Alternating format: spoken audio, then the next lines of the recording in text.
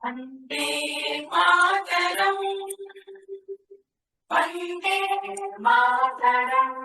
Hidden pages of Indian history എന്ന online ചാനലിന്റെ വന്ദേ മാതരം എന്ന ഈ വീഡിയോ പരമ്പരയുടെ 1-ാം എപ്പിസോഡിലേക്ക് സ്വാഗതം. ഈ വീഡിയോ പരമ്പരയുടെ ലക്ഷ്യവും ഉദ്ദേശവും എന്താണെന്നും ഒരേ ഒരു വിഷയത്തെപ്പറ്റി തന്നെ ദീർഘമായ ഒരു വീഡിയോ പരമ്പര തന്നെ തുടങ്ങുവാൻ പ്രേരിപ്പിച്ച കാരണങ്ങൾ എന്തൊക്കെയാണെന്നും വളരെ വിശദമായി ഈ സംരംഭത്തിന്റെ ആമുഖമായി പോസ്റ്റ് ചെയ്തിരുന്ന കഴിഞ്ഞ എപ്പിസോഡിൽ വിവരിച്ചിട്ടുണ്ട്. ആ വീഡിയോ കാണാതെ പോയവർക്ക് വേണ്ടി അതിന്റെ ലിങ്ക് ഈ വീഡിയോയുടെ ഡിസ്ക്രിപ്ഷൻ ബോക്സിൽ കൊടുത്തിട്ടുണ്ട്.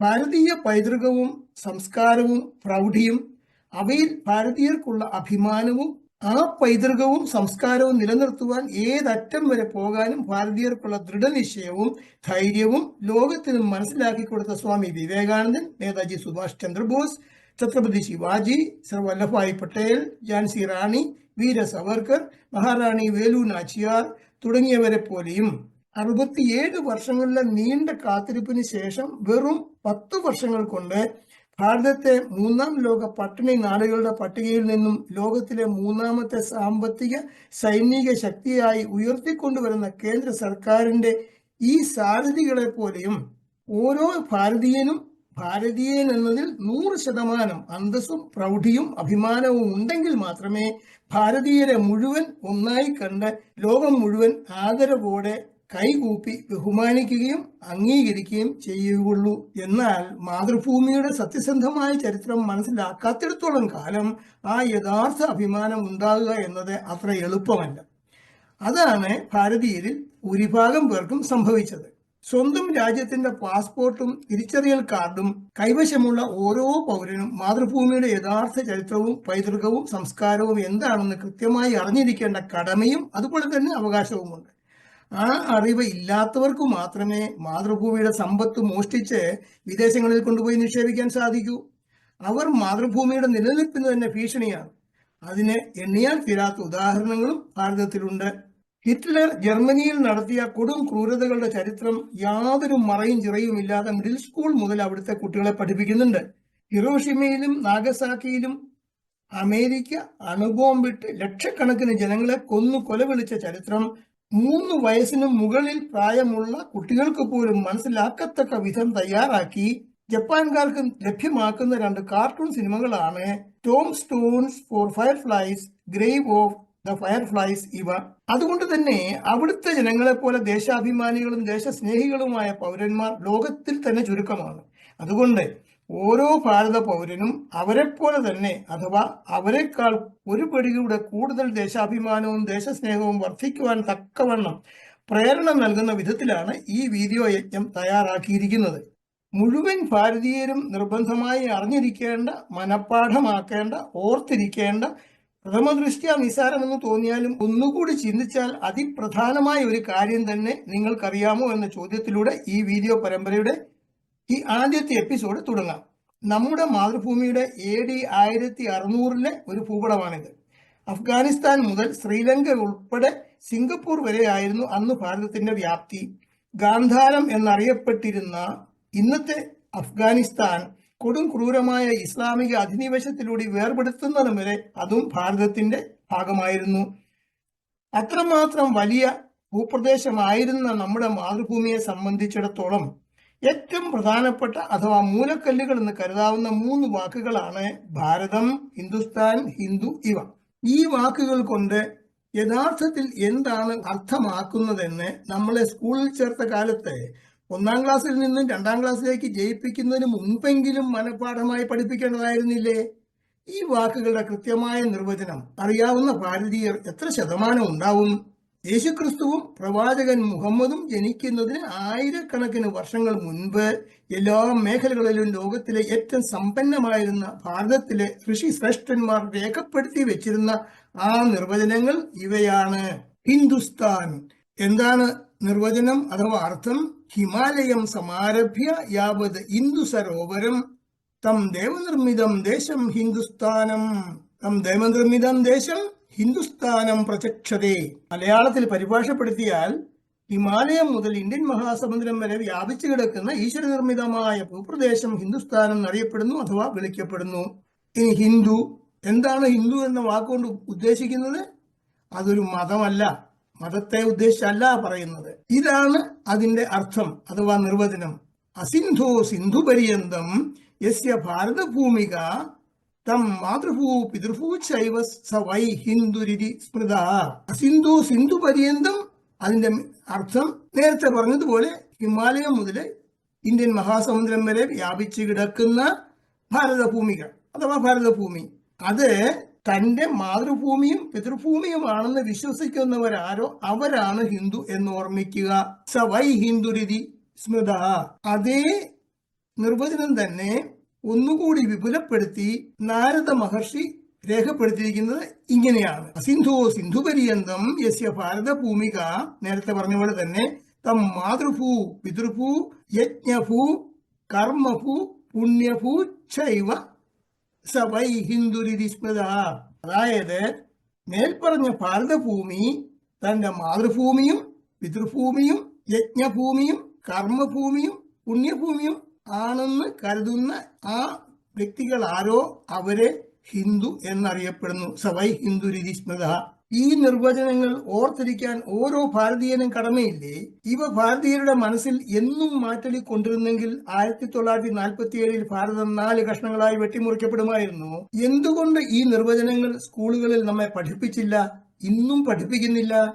കാരണം ഭാരതീയർ ഈ നിർവചനങ്ങൾ കൃത്യമായി അർത്ഥം മനസ്സിലാക്കി മനഃപ്പാഠമാക്കിയാൽ വിദേശത്തു നിന്നും വലിച്ചുകെട്ടി ഇവിടെ കൊണ്ടുവന്ന് കൊടും ക്രൂരമായ മാർഗങ്ങളിലൂടെ ഭാരതീയരിൽ അടിച്ചേൽപ്പിക്കപ്പെട്ട, കുറെ കൂടെ വ്യക്തമായി പറഞ്ഞാല് പ്രാണഭയം കൊണ്ട് മാത്രം, അതല്ലെങ്കിൽ സ്വന്തം കുഞ്ഞുങ്ങളെ തങ്ങളുടെ കൺമുൻപിൽ വെച്ച് ശിരച്ഛേദം ചെയ്യുന്നത് കാണാൻ കരുത്തില്ലാതിരുന്നത് കൊണ്ട് മാത്രം ഒട്ടേറെ ഭാരതീയർ അകപ്പെട്ടു പോയ മതങ്ങളുടെ പ്രസക്തി താനേ കുറയും. അങ്ങനെ സംഭവിച്ചാൽ 1930-നും 1940-നും ഇടയിൽ ബ്രിട്ടീഷ് ഇന്റലിജൻസ് ഈ പുണ്യഭൂമിയിൽ സ്പ്രേ ചെയ്ത മതവിദ്വേഷം എന്ന കാളാകൂടത്തിന് കൊതുക് നാശിനിയേക്കാൾ ശക്തി കുറയുകയും ചെയ്യും. അത്ര തന്നെ. 1930-ൽ ഗാന്ധിജി ഉപ്പ് സത്യാഗ്രഹം തുടങ്ങി 1-2 വർഷങ്ങൾ കഴിയുന്നതുവരെ ജാതി മതഭേദമില്ലാതെ ഒന്നിച്ചുണ്ടും ഒന്നിച്ചു ഉറങ്ങിയും പരസ്പരം കൈകോർത്ത് ഒറ്റക്കെട്ടായി നിന്ന് ബ്രിട്ടീഷുകാർക്കെതിരെ പൊരുതിയ ഹിന്ദുവും മുസ്ലിമും ജൈനനും സിഖ് മതക്കാരനും ബുദ്ധമതക്കാരനും ക്രിസ്ത്യാനിയും ഒരു മതവും ഇല്ലാത്തവനും എല്ലാവരും ഭാരതീയർ മാത്രമായിരുന്നു. കാരണം മതങ്ങൾക്ക് ഇവിടെ രാഷ്ട്രത്തെക്കാൾ കൂടുതൽ യാതൊരു പ്രാധാന്യവും ഇല്ലായിരുന്നു. എല്ലാവരും ഭാരതീയരായിരുന്നു. അതായിരുന്നു നേരത്തെ പറഞ്ഞ ആ നിർവചനത്തിൽ കൃത്യമായി വിവരിച്ചിരുന്നത്. അക്കാലം വരെ ഊണിലും ഉറക്കത്തിലും ഓരോ നിമിഷങ്ങളിലും മേൽപ്പറഞ്ഞ നിർവചനങ്ങൾ ഭാരതീയരുടെ ഉള്ളിന്റെ ഉള്ളിൽ മാറ്റൊലിക്കൊണ്ടിരുന്നു. അതുകൊണ്ടായിരുന്നു മതത്തെക്കാൾ കൂടുതൽ രാഷ്ട്രത്തിന് പ്രാധാന്യം ഉണ്ടായിരുന്നത്.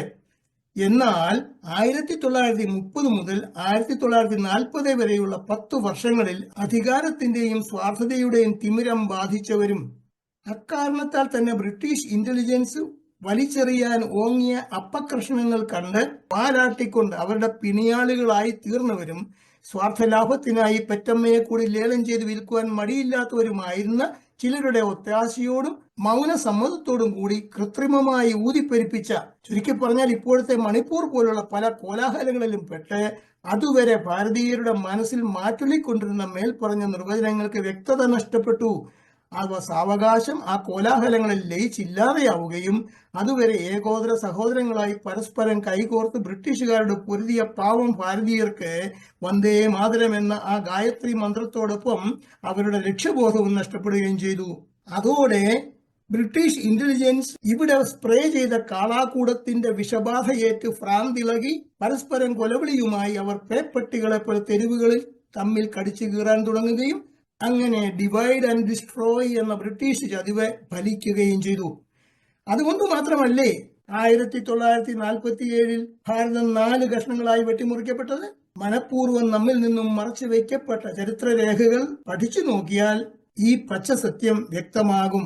അതേ കാരണം കൊണ്ട് തന്നെയാണ് അധിനിവേശ ശക്തികൾ ഇവിടെ മുടിക്കുന്നതിന് മുൻപ് സാമ്പത്തികമായും സാങ്കേതികമായും ശാസ്ത്രീയമായും സാംസ്കാരികമായും വിദ്യാഭ്യാസപരമായും ആധ്യാത്മികമായും ലോകത്തിലെ ഏറ്റവും സമ്പന്ന രാഷ്ട്രമായിരുന്ന ഭാരതത്തെപ്പറ്റി ഒട്ടേറെ തെറ്റിദ്ധാരണകൾ ഭാരതീയരിലും വിദേശികളിലും ഉണ്ടാക്കുവാനും ഇവിടം കൊള്ളയടിച്ച് നശിപ്പിച്ചവർ തന്നെ മൂന്നാം ലോക പട്ടിണി രാജ്യമെന്ന് ഭാരതത്തെ അവഹേളിച്ചു തുടങ്ങുവാനും, മാത്രമല്ല ഭാരതീയരിൽ തന്നെ ഒരു വലിയ ശതമാനം ആളുകൾ ആ കഴിഞ്ഞകാല കൊളോണിയലിസ്റ്റ് മൈൻഡ് സെറ്റിൽ തന്നെ തുടരുവാനും, എത്ര വിദ്യാഭ്യാസവും സമ്പത്തും പദവിയും അധികാരവും ഉണ്ടെങ്കിലും ചില പ്രത്യേക സാഹചര്യങ്ങളിൽ ചിലർ അപകർഷതാബോധത്തിന്റെ ചെളിക്കുണ്ടിൽ ചാടി വിഡ്ഢിവേഷം കെട്ടുവാനും താൻ ആരെന്നു പോലും സ്വയം തിരിച്ചറിയാനാവാതെ നാണം കെട്ട് തല താഴ്ത്തുവാനുമുള്ള അടിസ്ഥാന കാരണം അഥവാ root cause. Inferiority complex of Indians എന്ന് ടൈപ്പ് ചെയ്ത് ഗൂഗിളിൽ തിരഞ്ഞാൽ പരസ്യമായ ഈ രഹസ്യത്തെ പറ്റിയുള്ള ധാരാളം വീഡിയോകളും വിവരണങ്ങളും കാണാൻ കഴിയും. അതുകൊണ്ട് സ്വാമി വിവേകാനന്ദൻ, നേതാജി സുഭാഷ് ചന്ദ്രബോസ്, ഛത്രപതി ശിവാജി, സർ വല്ലഭായ് പട്ടേൽ, മഹാറാണി വേലു നച്ചിയാർ, വീര സവർക്കർ, ഝാൻസി റാണി തുടങ്ങിയ യഥാർത്ഥ ഭാരതീയരെ പോലെ സ്വന്തം മാതൃഭൂമിയുടെ യഥാർത്ഥ ചരിത്രവും പൈതൃകവും സംസ്കാരവും അന്തസ്സും ആഭിജാത്യവും ലോകത്തിലെ മറ്റെല്ലാ രാജ്യങ്ങളുടേതിനേക്കാൾ ഉയർന്ന നിലവാരം ഉള്ളതാണെന്ന് മനസ്സിലാക്കി ഭാരതീയർ എന്നതിൽ 100% അഭിമാനവും പ്രൗഢിയും ഉള്ളവരായി തീരണമെങ്കിൽ ഭാരതത്തിന്റെ യഥാർത്ഥ ചരിത്രത്തിൽ നിന്നും മനഃപൂർവ്വം മറച്ചു വയ്ക്കപ്പെട്ട പല ഏടുകളും നമ്മൾ തുറന്നു നോക്കിയേ മതിയാവൂ. അതുമാത്രമല്ല, സ്വാർത്ഥതയുടെയും ചതിവിന്റെയും ചൂഷണത്തിന്റെയും തേർവാഴ്ചയിലെ യഥാർത്ഥ ഭാരതം 4 കഷ്ണങ്ങളായി വെട്ടിമുറിക്കപ്പെട്ടെങ്കിലും മാതൃഭൂമിയുടെ ആ പേരും അതിന്റെ ഭൂരിഭാഗം ഭൂപ്രദേശവും നമുക്ക് നഷ്ടപ്പെടാതെ അതിനായി സ്വജീവൻ ബലി കഴിച്ച ഈ പുണ്യാത്മാക്കളോടെങ്കിലും അല്പം ആദരവും ബഹുമാനവും ഉണ്ടെങ്കിൽ ഈ വീഡിയോ യജ്ഞം പരമാവധി പ്രചരിപ്പിക്കുവാനും വിജയിപ്പിക്കുവാനും നിങ്ങളാൽ കഴിയുന്നതെല്ലാം ചെയ്യുക. എങ്കിൽ മാത്രമേ നീണ്ട 67 വർഷങ്ങളിലെ കാത്തിരിപ്പിന് ശേഷം കഴിഞ്ഞ 10 വർഷങ്ങൾ കൊണ്ട് ഭാരതത്തെ 3ാം ലോക പട്ടിണി രാജ്യങ്ങളുടെ പട്ടികയിൽ നിന്നും ലോകത്തിലെ 3ാമത്തെ സാമ്പത്തിക സൈനിക ശക്തിയായി ഉയർത്തിക്കൊണ്ടുവരുവാനുള്ള ജീവൻ മരണ പരിശ്രമത്തിന് ഇന്നത്തെ കേന്ദ്ര സർക്കാരിന് പൂർണ്ണമായി വിജയിക്കാൻ കഴിയൂ. ഭാരതത്തിന്റെ യഥാർത്ഥ ചരിത്രത്തിലെ പല ഏടുകളും കൃത്യമായും സത്യസന്ധമായും മനസ്സിലാക്കണമെങ്കിൽ ഹിന്ദുസ്ഥാൻ, ഭാരതം, ഹിന്ദു എന്നീ വാക്കുകളുടെ മേൽപ്പറഞ്ഞ നിർവചനങ്ങൾ മനസ്സിലാക്കുകയും വ്യക്തമായി മനസ്സിലാക്കുകയും മനഃപ്പാഠമാക്കുകയും ചെയ്തേ മതിയാവൂ. നമ്മൾ മനസ്സിലാക്കിയ ഈ നിർവചനങ്ങളുടെ വെളിച്ചത്തിൽ ഭാരതമെന്ന് കേട്ടാൽ അന്തരംഗം അഭിമാനപൂരിതമാകുന്ന ആദ്യത്തെ ഏതാനും എപ്പിസോഡുകൾക്ക് ശേഷം അവിശ്വസനീയവും ഭീകരവും ഞെട്ടിത്തരിപ്പിക്കുന്നതുമായ പല ചരിത്ര സത്യങ്ങളിലൂടെയും തുടർന്ന് ഗാന്ധിജിയെ വധിക്കുവാൻ തന്നെ പ്രേരിപ്പിച്ച കാരണങ്ങൾ എന്തെല്ലാമായിരുന്നുവെന്ന് നഥൂറാം ഗോഡ്സെ കോടതിയിൽ നൽകിയ വിശദീകരണങ്ങൾ ഉൾപ്പെടെ ഉള്ള വിഷയങ്ങളായിരിക്കും ഈ പരമ്പരയിൽ നിങ്ങളുമായി പങ്കുവയ്ക്കുക. അവ ഓരോന്നും ശ്രദ്ധിക്കുമ്പോൾ നിങ്ങൾക്ക് മനസ്സിലാകും ബാബരി മസ്ജിദിന്റെ ചരിത്രം ഒരു ചെറുകഥ പോലെയേ ഉള്ളൂ എന്ന്. ഭാരതീയൻ എന്ന നിലയിൽ ഈ വീഡിയോ പരമ്പരയുടെ പ്രാധാന്യവും ആനുകാലികതയും നിങ്ങൾ മനസ്സിലാക്കുന്നുവെങ്കിൽ ഈ പരമ്പര ലൈക്ക് ചെയ്ത് സബ്സ്ക്രൈബ് ചെയ്യുവാനും പാഠ്യപദ്ധതിയിൽ ഉൾപ്പെടുത്താതിരുന്നതുകൊണ്ട് ഈ യാഥാർത്ഥ്യങ്ങൾ അറിയാതെ പോയ മറ്റുള്ളവർക്ക് കൂടി ഈ വീഡിയോകൾ ഷെയർ ചെയ്യുവാനും മറക്കരുതെന്ന് അഭ്യർത്ഥിക്കുന്നു. പരസ്പരം ബന്ധപ്പെട്ട തുടർച്ചയായ എപ്പിസോഡുകൾ ആയതുകൊണ്ട് അവയിൽ ഒന്നുപോലും നഷ്ടപ്പെടാതിരിക്കുവാൻ ബെൽ ബട്ടൺ കൂടി പ്രസ് ചെയ്യുന്നത് നന്നായിരിക്കും. വസ്തുനിഷ്ഠമല്ലാത്ത എന്തെങ്കിലും കാര്യങ്ങൾ നിങ്ങളുടെ ശ്രദ്ധയിൽപ്പെട്ടാൽ കമന്റുകളിലൂടെ അവ കൃത്യമായി ചൂണ്ടിക്കാണിക്കുവാൻ അഭ്യർത്ഥിക്കുന്നു. നിങ്ങളുടെ അഭിപ്രായങ്ങൾ കമന്റുകളിലൂടെ അറിയിച്ച് സപ്പോർട്ട് ചെയ്യുക. ഈ പരമ്പരയുടെ 2ാം എപ്പിസോഡിൽ കാണുന്നതുവരെ നന്ദി, നമസ്കാരം. വന്ദേ മാതരം, വന്ദേ മാതരം.